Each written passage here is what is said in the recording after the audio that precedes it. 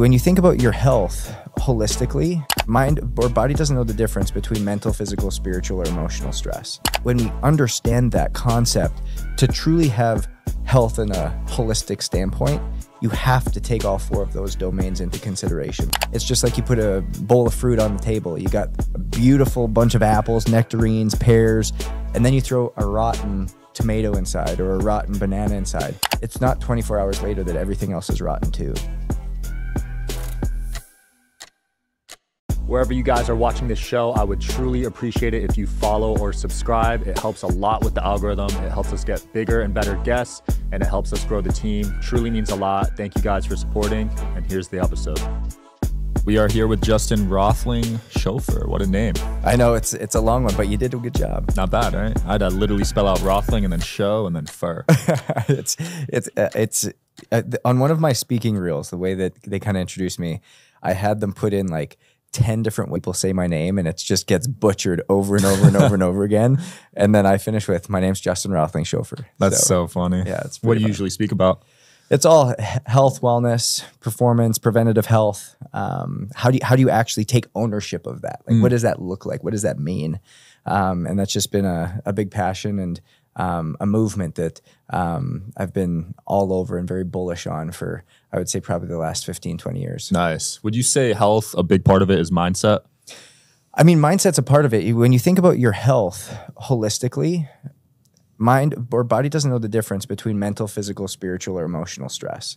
And when we understand that concept, to truly have health in a holistic standpoint, you have to take all four of those domains into consideration, because if you have three of the four, it's just like you put a bowl of fruit on the table. You got a beautiful bunch of apples, nectarines, pears, and then you throw a rotten tomato inside or a rotten banana inside.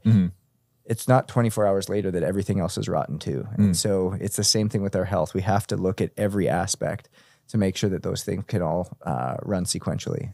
Wow, you just named 4 different stresses. So when I think of stress, I think of just physical.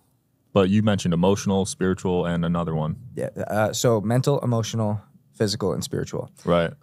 And so when it's a great thought here, because when you think about going for a run, when you think about getting a workout in, when you think about not getting the sleep that you need, these are like the physical stressors that people would typically consider stressful. But we're sitting here filming a podcast right now. You're thinking about questions. We're meeting for the first time. There's mental and emotional stress there that your body has to deal with. You just moved studios. And so knowing, hey, I'm building up my own studio, there's spiritual and emotional stressors here that your body's also having to combat with. And so every single thing in our environment, every single thing in our ecosystem, everything we experience falls into a mental, emotional, physical, or spiritual stress that our body has to adapt to in order to make sure that we can stay and function at a high level. Right. And I'm assuming you had some battles with stress, anxiety in the past? So, I mean, to be honest with you, it was, I wouldn't say stress and anxiety, but for me, my journey kind of came through from Canada at 11 down to the States on a hockey scholarship at 18. Went and got my 2 undergraduate degrees, went and got my master's degree, went and got my, did some doctoral research in heart rate variability and sleep, and then stepped into the NHL and the NCAA as a health and performance director.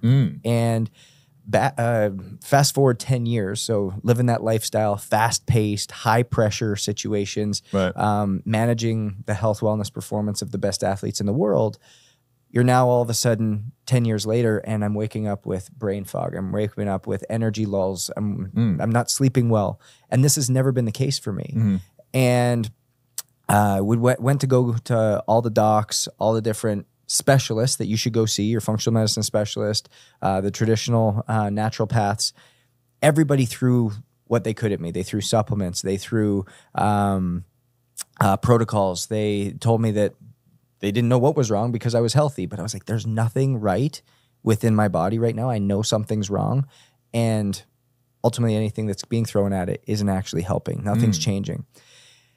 It was at that point that I went and got a colonoscopy and endoscopy, found 4 polyps the size of my thumb, all precancerous in my colon, and an ulcer the size of a quarter in my stomach, also precancerous. Dang. And the surgeon that did it ended up saying, hey, man, like if you hadn't come in, if we hadn't done this, if you hadn't been proactive enough to like keep pursuing, you wouldn't have seen your 35th birthday. Whoa. And that was like the big eye opener for me, realizing that the way that I was treating these players in the NHL and creating customized solutions, N of one solutions, allowing data to drive the decisions in which we were starting to apply for them was not just an athlete issue, but it was a human issue. And we needed to start understanding our bodies, utilizing data, utilizing information that gave us an insight as to how our body was functioning, not trying to fit into a box of what the world tells us of this diet or this exercise plan or this sleep routine or this stress management process is the best, because it's all individualized, because we all have different stressors, we all have different experiences, we all have different ways in which we're dealing with them, and we all have different deficiencies. And once we identify what those are, that's what can propel our path. Right. That's a crazy story. Do you think that burnout kind of led to stress, which then manifested into disease?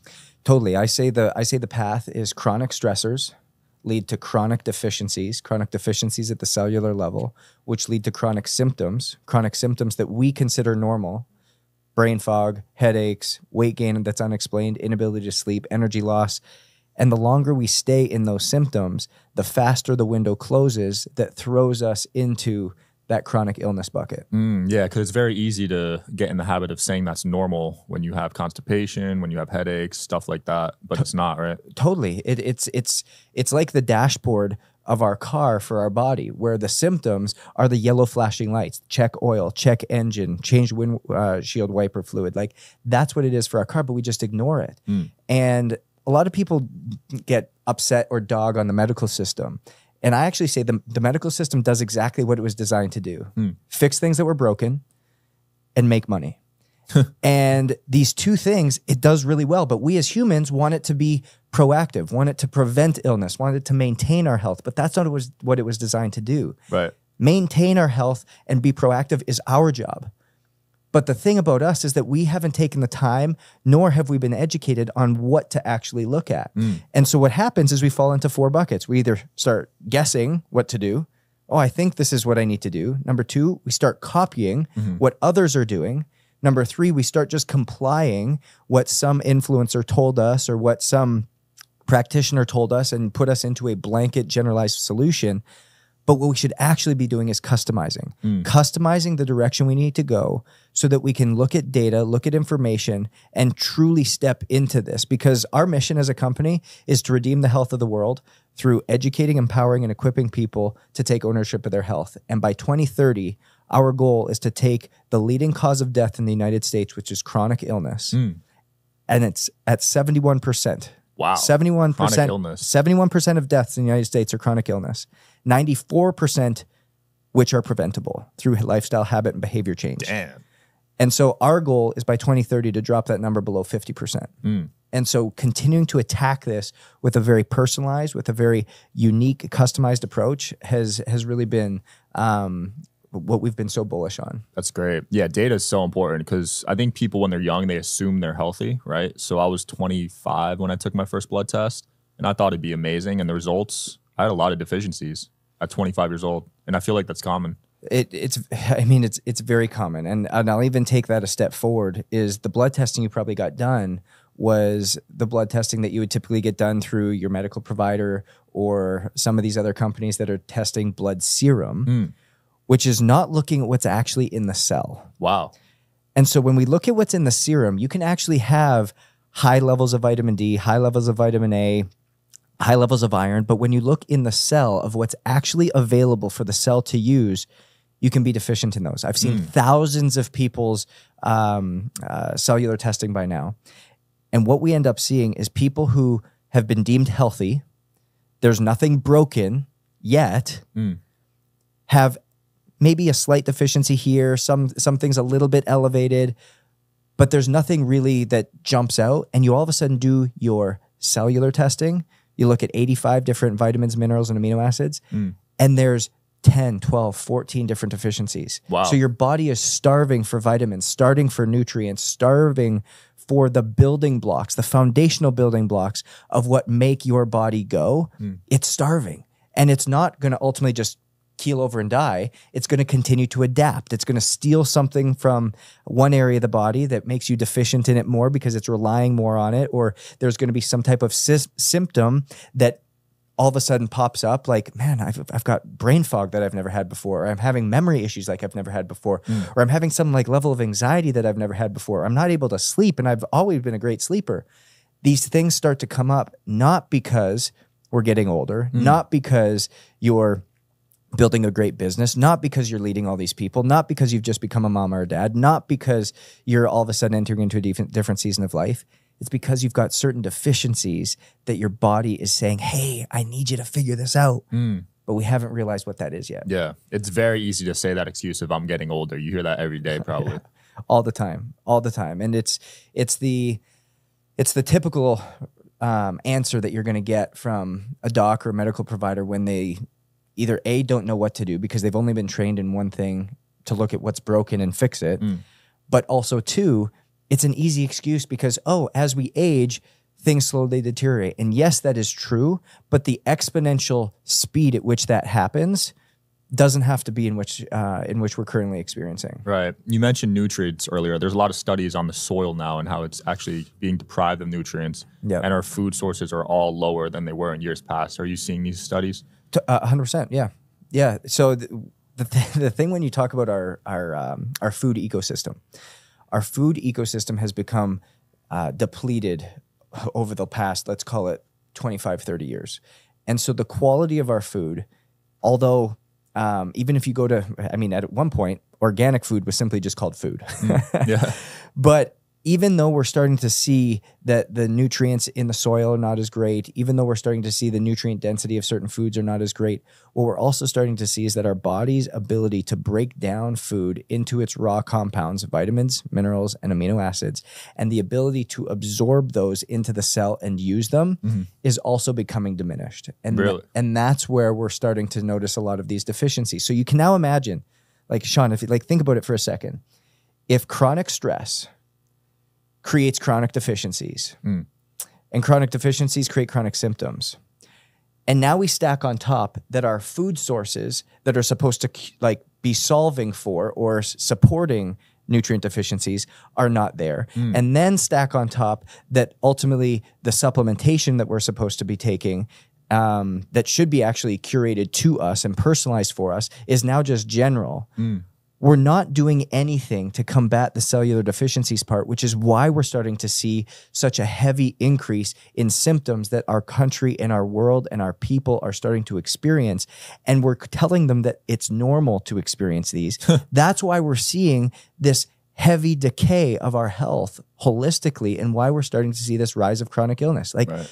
Sean, since 2014, we peaked in 2014 as the average life, average lifespan of a human being. It was like 79.4. It was the peak of the average lifespan. Yeah. And since then, we've sequentially dropped to where today the average lifespan of a male is 73.2. Damn, that's low. Incredibly low. And for a female, 77.4. Wow. So if you think about this, it wasn't that caused the downward trend. It was happening before, all the way, like a decade ago.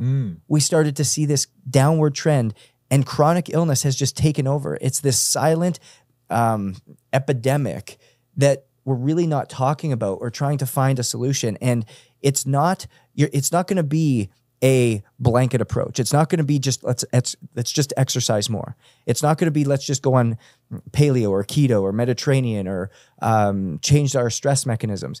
It is going to come down to a personalized N of one approach. It's when we change the conversation for all the health experts out there, for all the influencers out there, to stop arguing about whether keto is better or whether paleo is better or whether eating all vegetables or eating all meat is better. But getting to the concept of what Sean needs versus what Justin needs is unique and different. And when we understand that and allow data to drive direction, it's not based off emotion. It's not based off opinions. Right. It's not based off any of those things other than data to help drive us where we're going to go. That's when we're going to start to see changes. Yeah, numbers don't lie, right? People do. Because think about it. For every, I've had people probably over the last month, each one of these scenarios has happened 20 or 30 times. where somebody goes, hey, my chiropractor just recommended me to get this supplement. Well, all of a sudden I look on their website and they're an affiliate of this supplement. Well, lo and behold, they're getting paid on the back end. For sure. There's a ulterior motive as to why I'm going to put that into your regimen. Well, you've all of a sudden got this doc that's wanting to prescribe you a certain medication. Well, they're getting paid on the back end of it. There's always an ulterior motive as to why somebody is pushing a certain agenda, unless they've done cellular testing and understand your deficiencies, unless they've taken a deep look into how your body's handling and adapting to stress through biometric data, things like sleep quality, things like heart rate variability, things like VO2 max, to understand what your body needs, and then you curate the solution. But why won't we do that? Because it takes more time, it takes more effort, it takes more systemization, and it takes more margin out of what it is that you're doing. Right. It all comes down to money at the end of the day, right? Money, time, and effort. Yeah. And speaking of money, there's this belief that in order to be healthy these days, you need to make solid money. Are you a believer in that? Again, I love the question, because on our mission of where we're trying to go in redeeming the health of the world, we realize that there's this massive gap between the wealthy and the haves and the people who are struggling and what you would call the have-nots. And insurance and the traditional medical system, which we talked about, is not set up to be proactive or preventable in your health. And so what we were doing is we realized, hey, if we only are providing solutions that require a large out-of-pocket service, this is going to be very difficult. And so, Sean, we're really excited the fact that we have become the only health coaching, testing, and custom supplementation company in the world that accepts HSA and FSA dollars to help pay for your proactive measures. Wow. And so that's like, it is a huge breakthrough, and we're reaching people that traditionally would not have access to this, while also still being able to serve those that that do have the disposable income, that are very educated and proactive in trying to find individualized solutions. And so we're trying to shorten that gap that exists in America as well. That's big time, man. It's awesome. There's also this movement about testosterone right now and how it's dropping. What are you seeing there with all these recent studies? So here's the unique part, and this again goes back to I think something I'm very contrarian on is the use of TRT, the use of hormone therapy in men. It's turned into a billion-dollar business. Wow. Are you interested in coming on the Digital Social Hour podcast as a guest? Well, click the application link below in the description of this video. We are always looking for cool stories, cool entrepreneurs to talk to about business and life. Click the application link below, and here's the episode, guys.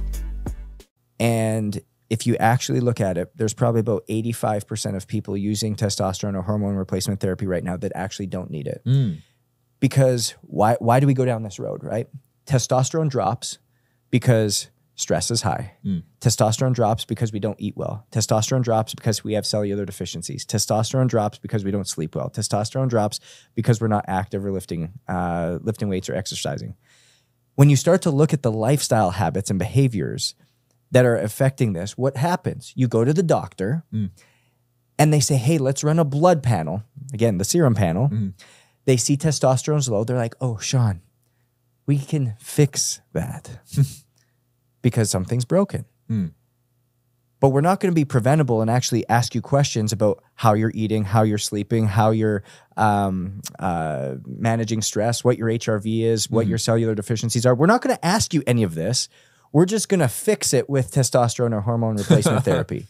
And so what we're doing is we're actually giving you an end of the road product. We're giving you a tip of the pyramid solution. Right. Because when I give you a hormone in your body, there's actually a whole bunch of vitamins, minerals, amino acids, cofactors, and enzymatic compounds that interact together to create testosterone as an end result product. So what do you think if all of a sudden I start giving you testosterone as an end result product? Your body goes, oh, I no longer have to make any of these anymore. I no longer have to be as efficient with any of these anymore. I no longer have to run any of these other compound integrations anymore. And that's why we have to ultimately start staying on testosterone for a longer period of time. And it starts to create this cycle, this engine of, okay, let's come back to testosterone as the solution, but we haven't really looked after the deficiencies that are still there. We haven't made sure your body's adapting to stress. We haven't made sure that you're sleeping better. We haven't made sure that we're doing the things that will actually create longevity for you. All we've done is given you a blanket, run-of-the-mill general solution. Yeah, that's a hot one right now, and Ozempic is a hot one right now. And I mean, we can do shows just on TRT and just on Ozempic themselves. Yeah. But again, it comes back to the same concept is if you look at Ozempic and a lot of the people that are on it, yes, they're seeing drastic weight loss, but they're actually not any healthier internally because no deficiencies have been reversed. Cholesterol and blood glucose hasn't been regulated. They're not sleeping any better. They haven't changed any of these lifestyle factors. So all that's happened is they've ultimately starved their body. And if you look at a lot of people, they're calling it now Ozempic face, where you have, where you actually have this the sunken cheeks and the sunken eyes, and your body is actually less holistically healthy than you were prior. And if we were just to help people understand how to take ownership of their health, if we were just able to help people understand where their deficiencies were, we could at least start by getting you to be more energetic, more mentally clear, more focused, sleeping better, feeling better. But it starts with knowing your data. It starts with knowing your information. It starts with having a care enough to understand a little bit more about this thing that God's given you and be able to steward it in a way that, quite frankly, allows you to have a greater capacity, allows you to be more fulfilled, allows you to operate at a higher standard. But it requires us knowing and being educated on that side. Where can people take that blood test you were talking about? Yeah, I mean, we're one of the few people that do it. Okay, I want to take one. Yeah, ownittesting.com is where you can find it. Is it in Vegas or do you have to go? No, so again, we're 100% completely virtual. Oh, so wow. we'll send you the cellular test kit. We'll send a mobile phlebotomist right to your home, to your office, to your boat, to your plane, literally wherever. We'll get the blood draw done. And once the blood draw is done, they'll spin it a certain way. And so we get the white blood cells in the leukocytes, in which we can actually start to see what amino acids, what vitamins, what minerals are present. And then once we identify where your deficiencies are, then we actually custom formulate and custom compound a single supplement for you. Wow.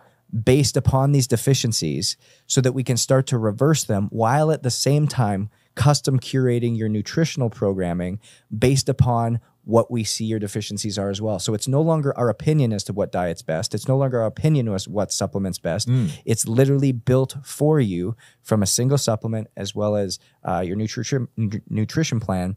And then we bring you back every 3 to 6 months. We redo that cellular panel, identify what changed in your life, identify what impacts it made, identify where we still have certain deficiencies, and then we reformulate and we adjust the nutrition protocols. And this is literally that N of one solution. We don't have templates. We don't have PDFs that are just algorithmically created and sending to you. We don't have a distribution center sending out shoeboxes of 5 or 6 supplements to you. It's, hey, we're going to custom formulate. We're going to custom build based off of Sean's deficiencies in this season of life, based off what his stressors are, because as certain stressors leave, as certain stressors come, as you travel, as you do certain things, as you get to a certain age, as you engage maybe in, you want to run a marathon, you want to start lifting more, there's going to be different deficiencies that are created because of the stressors that you're putting on it in a different way. And so when we start to understand those, that's when we can truly custom formulate in a unique factor. I love that. All in one pill, because Brian Johnson and Dave Asprey, they take 150 pills a day. I mean, and here's the funny thing. Here's why I love what Brian talks about. Brian is obviously way far on one side of the spectrum, right? But what Brian does is he uses data to drive his direction. And the downside of what Blueprint has done on that side is that everybody's trying to get on the Brian Johnson protocol. I tried. I was taking 40 pills at one point. But also, Sean, your body isn't deficient and isn't needing what Brian's body's needing. No, my body was in pain taking those. and so here's that's the wild thing, is Brian has literally created Brian's personalized solution, his N of one solution that's working for him. But it won't work for me. It won't work for you. So what we have to do is we don't have to go to that extreme, but let's understand our deficiencies. Let's get really clear on what they are. Let's create a custom formulated supplement for you so it's A, sustainable, B, easy to travel with, B, we can be consistent with, or C, we can be consistent with it. And then D, we can continue to retest so it can continue to drive our direction. Right. And when we have this N of 1 solution, you can do what Brian has done for himself, but now we can ultimately do it for Sean. And Sean can do it in a way that now empowers you to ultimately experience life at a whole different level and be so proactive, the exact same goal as what Brian Johnson is creating. And so that's what we call true ownership of your health. Taking ownership, understanding, pulling your head out of the sand and not being okay with just being there, not being okay just guessing with what to do, not being okay just copying what somebody else is doing, not being okay just complying with some random influencer or somebody who doesn't know you, but truly customizing your journey, customizing your experience so that you can, again, feel what it actually feels like to be healthy. I love that. So you mentioned HRV a few times now. I've had on a lot of health experts on the show. They've never mentioned that. So why do you place so much importance on HRV? Man, HRV is the most universal, holistic metric of how your body is adapting to stress and strain. And it's helping us understand how we are ultimately operating when it comes to our body. So heart rate variability, HRV is what the three letter acronym, I guess you could say. And as I was doing all my postgraduate research, I was kept trying to explain HRV to people, and I would go down these deep rabbit holes, and people would be like glazed over, and they'd be like, "I have no idea what you're talking about anymore." Yeah. So the best definition that I'd be able to come up with is it is the universal language to how your body is communicating to you, how it's adapting to stress and strain based upon the habits and behaviors that you're engaging in consistently. So think about this for a second. Mental, physical, spiritual, emotional stress, your body doesn't know the difference. Real or perceived, your body doesn't know the difference. Positive or negative, your body doesn't know the difference. Really? Past, present, or future, your body doesn't know the difference. All of these stressors, your body has the exact same reaction. I need to keep Sean alive, and so I'm going to release epinephrine, norepinephrine, adrenaline, and cortisol because I need to make sure that Sean can be alive. And so if we actually look at like the core compound of what HRV is it's measuring the time differences between successive beats in milliseconds. And so when Sean is not adapting well to stress and strain, maybe he was late getting here today, he didn't sleep very well last night, he's been stressed about setting up this new studio, he's got 5 podcasts to do today, he's been really busy preparing for them, he got a workout in this morning, he hasn't really eaten anything today, maybe he's had a couple swigs of water, but he's a little bit dehydrated. His body's like, oh my gosh, I'm overwhelmed with stressors. I need to make sure that Sean stays alive. I'm going to start to regulate these beats out a little bit more. So maybe it's 790 milliseconds, 787 milliseconds, 745 milliseconds. And if we look at the difference between those time beats, the difference is very small. Maybe 8 millisecond difference, 9 millisecond difference. And so we see a very low HRV, very low HRV number.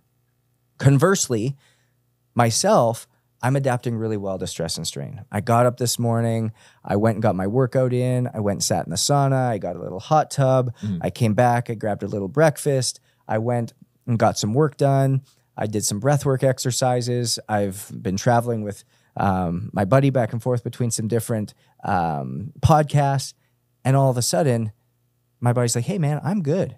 So 800 milliseconds, 945 milliseconds, 642 milliseconds.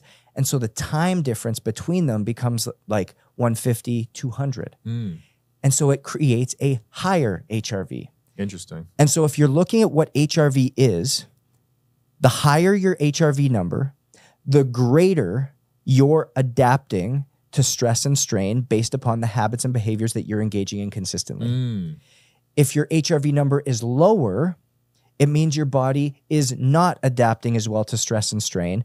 And thus it's an alert or a warning sign of, hey, I need you to start changing some of the habits and behaviors in your life. I need you to give me a little bit more rest. I need you to give me a little bit more recovery.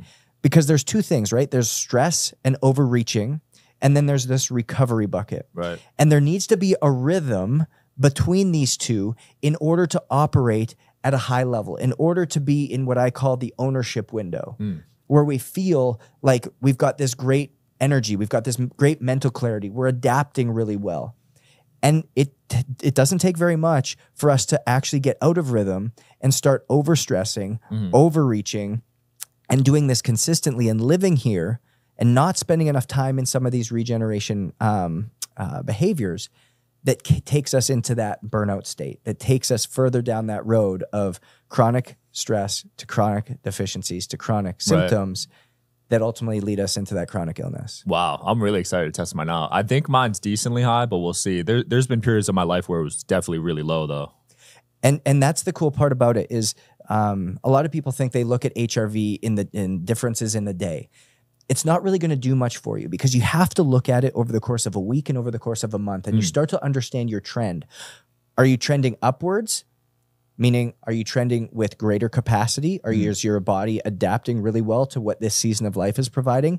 Or are you trending downwards? Is that, hey, I'm not adapting well to stress and strain. I'm not actually opening up my habits and behaviors that are helping me. And again, this is why we can sit here and we can start to say, hey, Sean, you should do more breath work. You should do more meditation. You should get more massages. You should train a little bit differently. You should eat differently.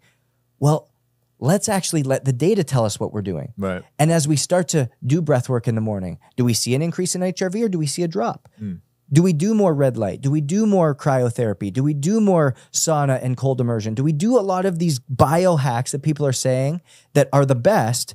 But are we personally seeing an increase in HRV, an increase in capacity? Is the data telling us what we're doing is working, or is it not? And are we just overthinking this for you? Right. And instead, just getting back to a better diet, a better exercise routine, a better sleep cycle at night, and eliminating cellular deficiencies is going to have a bigger impact on us because we actually have data to drive our direction. Absolutely. So people watching this that want to test their HRV, what do they need? Yeah, so it's any wearable device. And here's the thing I will say, and I talk a lot about this often, is every wearable device will give you an algorithm. Throw those out the window. You're going to see recovery scores, regeneration scores, strain scores, sleep scores. Throw them out the window because each wearable device company has had to create proprietary information in order to make it something that gives them value. It's actually not hoping to empower and educate the end user. So if we can understand HRV, so in whether you're going with Whoop, whether you're going with Oura, whether you're going with Fitbit, whether you're going with Garmin, whether you're going with Polar, whether you're going with whatever device you're using, look for the raw HRV score and look at your trend over the course of a week or over the course of a month. And that's where you can start to say, hey, you know what? If I actually look at where my score started to dip, you probably had a poor night's sleep that night, or you probably went out drinking that night, or you probably had some big emotional event in your day that was more taxing and tolling on you that ultimately you didn't have an action or behavior that counteracted it. And that's, I think, something that really starts to drive the way that I live, because it has helped me create frameworks and protocols that are customized to me. I know that when I travel, I have to stay on the same schedule that I have out east and stay on the Eastern time zone if I'm not in a city for greater than 48 hours. And so this morning was up at 3:30. Wow. Again, people are like, oh my gosh, but I went to bed. I went to bed at 7 last night. Yeah. I just stayed on the Eastern time zone and got everything done because, again, it's going to allow me to be most mentally clear. It's going to allow me to be most energetic while I go on my podcast tour down here in Vegas. Yeah. And that's what's important. People want to perform well, but yet they're not willing to do the process of what it takes in order to get there.